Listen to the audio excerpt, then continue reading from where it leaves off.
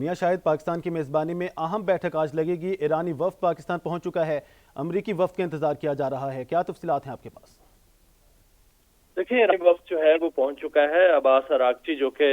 وزیر خارجہ ہیں ایران کے، اور باقر کالیباف جو ہیں وہ پاکستان پہنچ چکے ہیں۔ فیلڈ مارشل سید عاصم منیر نے اور deputy prime minister Ishaq Dar نے ان کا استقبال کیا ہے نور خان ایئر بیس پہ۔ ابھی جو ایرانی وفد ہے وہ تو پاکستان پہنچ گیا، ابھی امریکی وفد جو ہے وہ پاکستان پہنچے گا۔ وہ 4 رکنی وفد جو ہے امریکی وفد، وہ جب پاکستان پہنچے گا تو اس کے بعد جو ہے وہ مذاکرات کا سلسلہ جو ہے وہ آج شروع ہو جائے گا۔ یہ 2 مراحل میں مذاکرات ہونے ہیں۔ 2 مرحلوں کے بعد جو ہے وہ جو اگر متفق ہو جاتے ہیں دونوں جو فریق ہیں، کیونکہ ایران کے جو ہے وہ 10 پوائنٹ ہیں جو کہ ایران نے اپنے 10 شرائط جو ہیں امریکہ کے حوالے کیے تھے پاکستان کے تھرو، اور دوسرے جو امریکہ ہے ان کے 15 پوائنٹس ہیں۔ ان میں سے جب اتفاقی رائے اگر ہو جاتا ہے تو پھر اس پر کوئی معاہدہ جو ہے وہ دستخط ہوگا۔ کل یعنی کہ آج صبح جو یہ مذاکرات شروع ہونے ہیں، آج ہی اس کا جو ہے وہ یہ مکمل بھی ہوں گے، اور اس کے بعد جو وفود ہیں وہ اپنے اپنے ملک کو روانہ ہو جائیں گے۔ لیکن آج کا دن جو ہے وہ پاکستان کے لیے نہیں، صرف پوری دنیا کے لیے ایک تاریخی دن ہے، اور وہ تاریخی لمحات جو ہیں وہ پاکستان کے اندر، اسلام آباد کے اندر جو ہیں وہ ہونے جا رہے ہیں، اور پوری دنیا کی نظر جو ہے وہ پاکستان کے اوپر مرکوز ہے، اور پاکستان اس وقت جو ہے مرکز نگاہ بنا ہوا ہے ڈائلاگ کے لیے، اور پاکستان ثالثی کر رہا ہے۔ اور جو ایرانی وفد ہے اس کو اپنی سپریم لیڈر مجتبیٰ خامنائی صاحب جو ہیں ان کی پوری حمایت حاصل ہے، اعتماد حاصل ہے۔ وہاں پر مکمل طور پر مشاورت کے ساتھ جو ہے وہ آج یہ ڈیلیگیشن پاکستان آیا ہے۔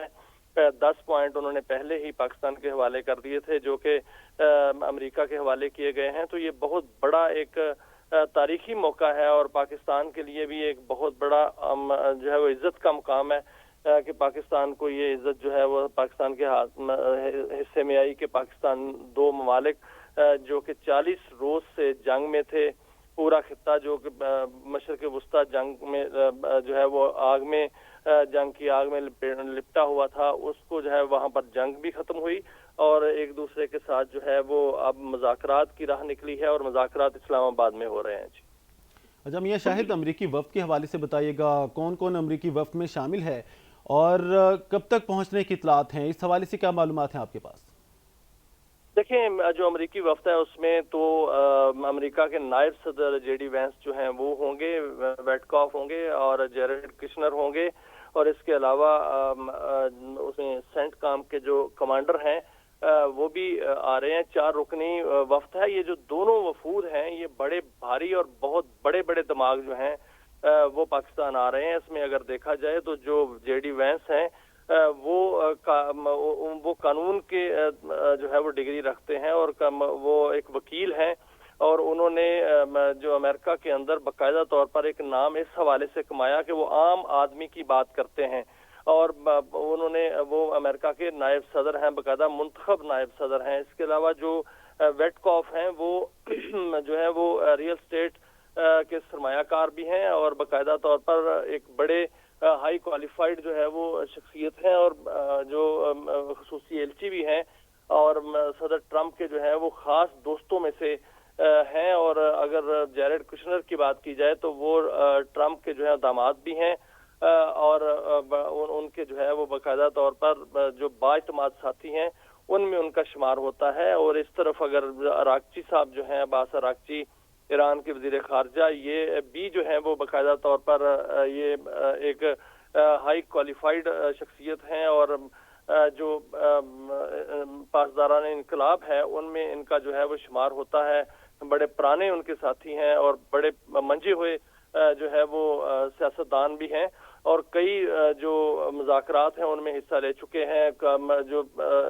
باقر کالیباف ہیں یہ صدارتی امیدوار بھی تھے، اور انہوں نے صدارت کا الیکشن بھی لڑا تھا، اور بڑے ہارڈ لائنر جو ہیں وہ سمجھے جاتے ہیں۔ تو یہ بہت بڑے دماغ، 5 دماغ جو ہیں وہ کل ایک جگہ پہ بیٹھیں گے۔ پاکستان کی جانب سے وزیر اعظم شہباز شریف ہوں گے ثالثی کے طور پر، اور اس کے علاوہ فیلڈ مارشل سید عاصم منیر ہوں گے، اور deputy prime minister Ishaq Dar, اور جو security adviser Malik Mohammad Asim, general Malik Mohammad Asim जो हैं वो होंगे। तो ये कल जो है वो मुज़ाकरात इस्लामाबाद में हो रहे हैं। ये तमाम जो शख्सियात हैं वो वहाँ पर सर जोड़ के बैठेंगी ताकि जो मशरक़ वस्ता में नहीं, पूरी दुनिया जो है वो इससे मुतासर हो रही थी इस जंग से, उससे निकला जा सके और बाकायदा तौर पर बाइज्जत तौर पर एक बेहतर तरीके से जो है वो दुनिया को एक नई राह दिखाई जा सके, आबनाए हरमुज जो है वो खोली जा सके और उसका कंट्रोल, क्योंकि ईरान चाहता है कि आबनाए हरमुज खुले लेकिन उसका कंट्रोल जो है वो ईरान के पास रहे और कुछ ज़ाब्ते और कुछ कवायद जो हैं वो तय पा जाएं। और ईरान ये भी चाहता है कि उन पर जो है बंदियां ख़त्म कर दी जाएं। और वो भी ईरान ये भी चाहता है कि जो उनकी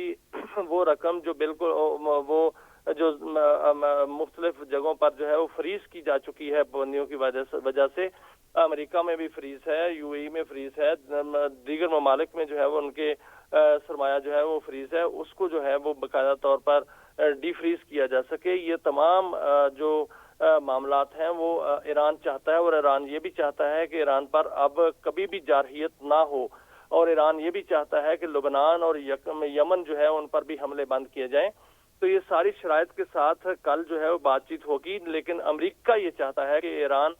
जो है वो एटमी असला ना बनाए, एटम बम ना बनाए, और दूसरा ये कि वो जो बैलिस्टिक मिसाइल हैं वो प्रोग्राम जो है वो उसको महदूद कर दे। ये अमेरिका की खास और बड़ी शराइत में से ये शामिल हैं। अब देखना ये है कि जो ईरान के 10 पॉइंट्स हैं और उनके जो मुतालबात हैं उनमें से कौन कौन सा मुतालबा जो है वो फौरी तौर पे माना जाता है, किस किस मुतालबे पर बहस होगी, कौन से मुतालबात जो हैं वो बातचीत के जरिए हल करने का आइंदा से जो है वो उसका इरादा किया जाएगा। मुमकिन है कि ये जो मुआहिदा होगा कल के दिन में ये मुखसिर मुआहिदा हो और इसमें कुछ टाइम जो है वो तय कर लिया जाए और उसके बाद कोई बड़ा मुआहिदा जो है वो तय पा जाए। इस्लामाबाद एक्कार्ड जो है वो इसको कहा जा रहा है। पाकिस्तान को ये बहुत बड़ी जो है वो कामयाबी मिली है, सफारती कामयाबी। पाकिस्तान ने देखें कि मुतवाज़न पॉलिसी जो कायम कर रखी थी जंग से पहले, जंग के दौरान और जंग के बाद, यही जो है वो पाकिस्तान को बाकायदा तौर पर उसी ने